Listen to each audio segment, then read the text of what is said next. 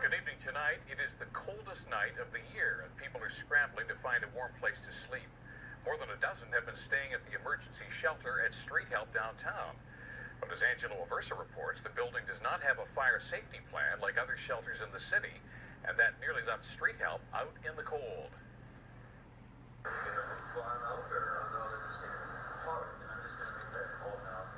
A brief stalemate between Windsor Fire and the volunteers at Street Help. It's not open for use for sleeping, so technically it would be been operating illegally. Members of Windsor Fire and Rescue visited the emergency shelter Friday after receiving information that it was offering the homeless a place to sleep.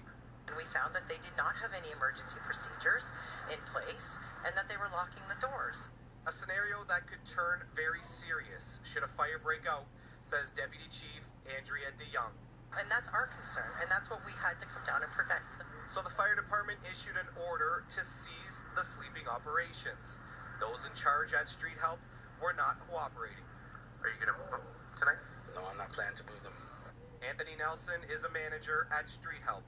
We have people here that really need this place, and they need to come here, and we're going to stay open no matter what. DeYoung says other shelters in the city have room to accommodate the 15 people sleeping at Street Help, but Nelson argues those other locations may not be as safe. Maybe they did something that they should have done, and they're scared to be around certain buildings or certain areas where these people are at. We arranged for those bans to be lifted so they could stay there safely. In the end, a compromise, so people wouldn't be sleeping on the streets in minus 30-degree weather. We were not ever at any point putting people out onto the streets.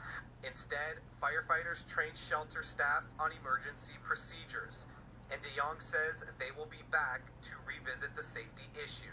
It's not Windsor Fire being mean or being bad. It's us trying to protect the residents that actually stay in this building.